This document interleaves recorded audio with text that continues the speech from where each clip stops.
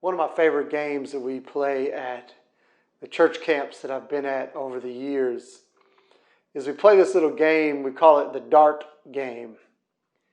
And it's where if you see somebody, no matter where they are, if they're across the field or across the room, and you say their name. So if I'm talking to somebody like me, I would say, "Hey, Mike." And when the person looks, you blow a dart at them like you're blowing like an air dart at them.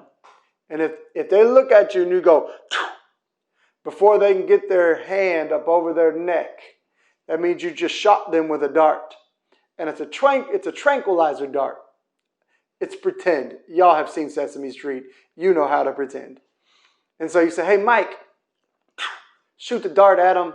They don't get their hand up. It hits them in the neck. They have to fall down paralyzed wherever they are and sit there still until somebody comes and removes the dart out of their neck. You literally have to bend down, grab the dart out of the person's neck, and then they're free to get up and move around and go about their business.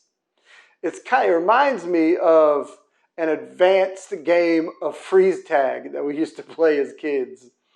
And I remember one time we were at a youth camp, and a guy named Brandon, a crazy teenager named Brandon, he took the game ultra serious, as most middle school and high school boys do. It escalates very quickly. And so Brandon was rowing a canoe out in the middle of the river, and somebody saw him doing it and said, "Hey, Brandon," and he looked. And of course, his hands are on the the oar, and he's rowing, so he can't take his hands off.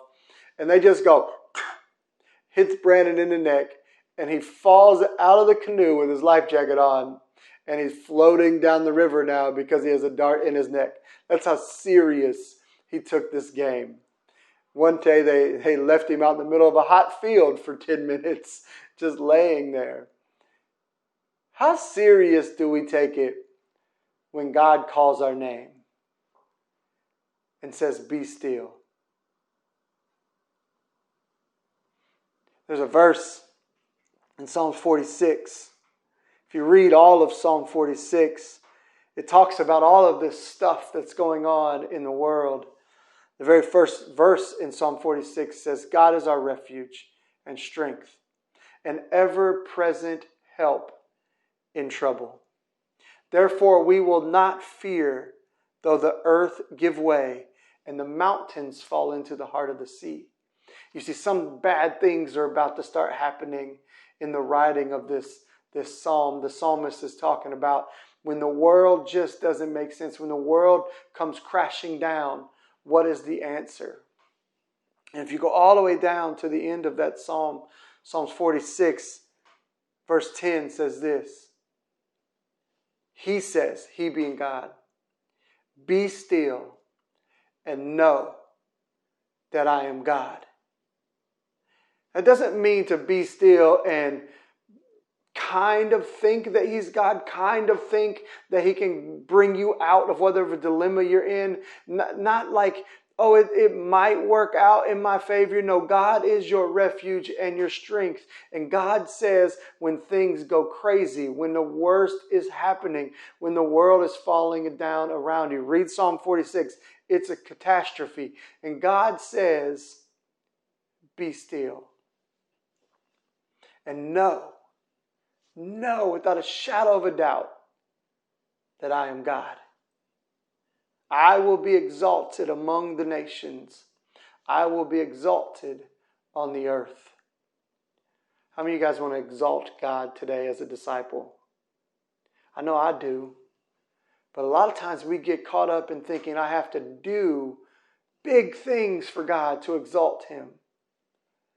And God says here in Psalm 46, "Be still and know that I am God.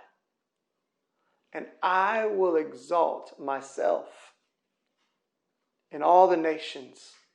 I will exalt myself all over the earth." And if you be still and you know that he is God, he will exalt himself in your life. So as we practice silence and solitude this week, One of the reasons we're doing it and adding this rhythm into our life as a disciple is that we want to be still and know that He is God. Even when the world seems to fall down around you, even when life doesn't make sense, be still and know that He is God. Add this rhythm of silence and solitude to your daily life. Just take 5 minutes, 10 minutes, and be still and know that He is God.